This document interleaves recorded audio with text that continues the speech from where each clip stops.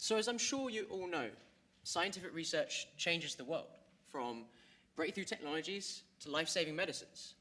However, scientific research can be incredibly slow, and it can be incredibly expensive. So I want to tell you a bit about how HackScience is bringing research to the world faster. We're doing that by automating processes with open source and affordable lab automation tools. And this is the incredible team behind that mission.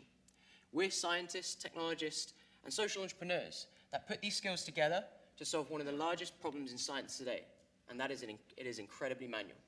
And I want to tell you a quick story that epitomizes this problem. So this is Dr. Michael Delves. He's a fantastic malaria researcher at Imperial College. Some of you may even know him. He has fantastic ideas about how to find new cures for malaria. However, he has a problem. And that is, he has to spend up to 3 hours on any given day looking after his cell cultures. And that's because he has to replenish the growth medium in those cultures. And it looks a bit like this. He takes out the waste and then replenishes them. And he has to do this for every single culture and comes in on the weekends to do this. It's a huge problem. In fact, he's not alone. We surveyed over 100 researchers across the world, and what we found was a tragedy. We found that researchers spend over half their time in the lab on manual lab processes, costing around £30 billion globally wasted on manual processes. And this isn't even taking into account the opportunity cost. Just think of all those cures that could have already been found if this work had been automated. And the thing is, the technology exists to automate Michael's problem. This is the Amber 250. It cost around £250,000, but obviously he can't afford that. And this is a trend across science tools in general. They're big, they're expensive, and a lot of the time you need to fly out an engineer just to get it set up. It's not ideal in the context for academic researchers or anyone who's doing research on a budget. And we've seen these machines revolutionize the way commercial research is done. You have beautiful robots from the manufacturing industry completely revolutionizing the way research is done in pharmaceuticals. But realistically, academic research is still in the dark ages. Many things are done manually. So this got a group of guys at Imperial College, myself and Ali, thinking, how can we solve this problem? We're in a university full of scientists, and we're a university full of engineers. Surely the engineers might be able to build some of these tools for scientists so they don't have to be slaving away, because realistically, this is 2017. We should be able to solve these problems, right? So we decided to run a hackathon. So a hackathon, for those who don't know, is an innovation event where you bring problem owners together with people who can solve those problems, generally software engineers or mechanical engineers. So we put on the first ever lab automation hackathon. And it went a bit like this.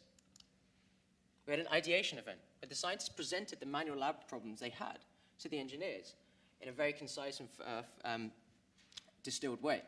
Then new teams were formed around these ideas. And then we trained everyone, not just the engineers. We trained scientists how to program, how to 3D print, how to laser cut, all in these new technologies so that they could start building these tools with the new team of engineers they've just formed. And then we had 2 days of hackathon. So 48 hours from sketch to prototype. This consisted of the teams turning pizza into products, basically.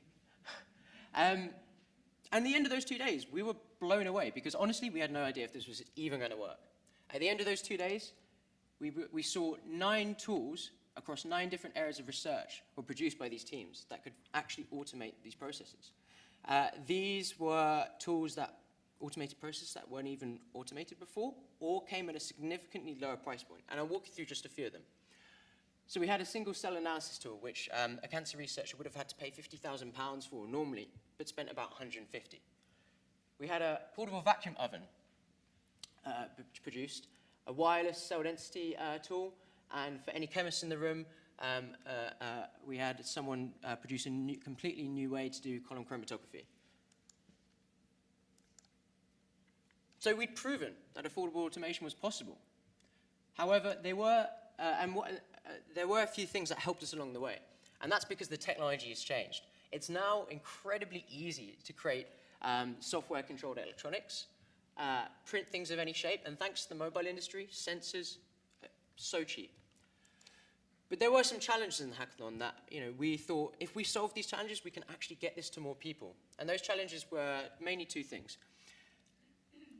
A lot of the tools, they wanted to be controlled from the internet and have nice user interfaces. That's what people are used to. Unfortunately, most of the teams just had to end up typing into terminal to actually control the tools. And also documentation. These things are great. We want more people to be using this in the open source community. But documenting these tools just isn't done very well, and they don't have a home. So we decided that if we solve this problem, we can help populate the world with some great tools that people can actually afford. So this was the problem statement for us, and I want to introduce the solution that we've developed. So basically, HackScience has created a platform where you can find, create, and share new and affordable open source lab automation tools. So on one side, we basically have a kind of store where you as a researcher can jump on, look for a process you want to automate, and borrow someone's design or even build upon it. And we've also made it incredibly easy with our software to create user interfaces and connect them to the internet. Now, that might all seem a bit abstract, but I'm going to show you a quick video of how we've used our software to do this. HackScience accelerates scientific research through custom and affordable lab automation. We want to show you just one example of how our platform has enabled us to save malaria researchers 3 hours a day and save £250,000. This is Dr. Michael Dells. He's part of a team trying to understand malaria parasites better to develop new cures. He's full of ideas of areas to investigate, but while his parasite cultures are growing, he has to spend 3 hours a day replenishing their food source, like this. There is a solution available to him. It just costs £250,000. Someone in Michael's lab hears that HackScience might be able to help. So they head to the site, they search for the process they want to automate, and when they find the relevant tool, they order the tool itself, as well as a HackScience hub. Every HackScience kit is plug and play, so you'll be up and running in just a few minutes. This tool now allows biologists like Michael to totally automate that cell cultivation process. One pump is in charge of replenishing the cultures with fresh solutions, and another one pulls out the waste solutions. And with the help of the HackScience hub and our platform, they can take it to the next level. Simply by plugging the tool in, they can control it from the cloud. No more coming in on the weekend to check on your cell cultures. You can do that from the comfort of your home, sitting on your sofa maybe. And it's worth mentioning just how powerful the HackScience hub and platform are together. By simply plugging in an Arduino-based tool, you can build a cloud interface with no knowledge of cloud infrastructure or of internet protocols.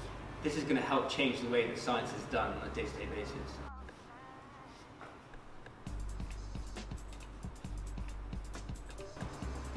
Scientific research hasn't changed for hundreds of years. People are still doing things by hand on a day-to-day basis. Just imagine what's going to happen when we can free up the time of those 13 million scientists on our planet. We're HackScience, and we're going to bring research to the world faster.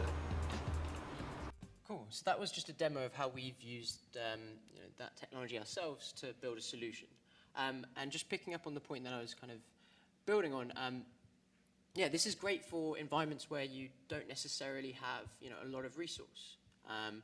Scientists ultimately really have been abused by manufacturers. If you just want to buy syringes for your tools online, you don't get shown the price. You call someone up and they just realize how much they can get out of you. So there is really an opportunity here to change the way that research is done across the world and get people to be using tools which can give them more reproducible science.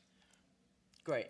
So yeah, we really think this kind of approach might be able to change the way people are sharing science, because let's think about it. If you start replacing protocols and methods with tools, reproducibility should just be solved. And if you can do it in an affordable manner and not have to rely on expensive kit, then we really think research can come to the world faster. And this is where I introduce a crazy vision, which is something we think about a lot of the time, is if we can bring basic process automation to science, this paves the way for sort of system of interoperable tools and bring a lot of that offline data online. Now, this might sound crazy, but in this day and age, once you have large amounts of data, you can actually start utilizing technologies like machine learning. And we've seen in many different industries that machine learning can revolutionize the way and accelerate the way that you do processes. So we think this is the right way to start addressing a lot of the needs in research and start bringing cures to the causes that you guys are fighting to solve. So I just want to end with a bit of a call to action. It's amazing, that the things that we've seen here today and the efforts that are being shown. But behind all of this are great scientists. And these scientists have given us so much, they've given the world so much in terms of their output and their research. However, realistically, they are basically underserved. The world of technology has neglected them. So what can you do to help? Well, we think, if you know anyone, if you are a researcher yourself, we basically want to know what challenges you have and help you build some tools that you and the communities can start using. We've had some great results with the sort of alpha version of the cell culture tool you saw. So if you do know anyone that does cell culturing, we'd love to give them a kit so we can get some feedback. We'd love to see how it works, in the field and that kind of thing. And if you are interested in doing a hackathon or running one yourself, we're more than happy to kind of give some guidance, and we have some interesting ones planned for this year. So on that note, I would invite you to, explore this technology. Don't be scared by technology. It can really change the way you do work.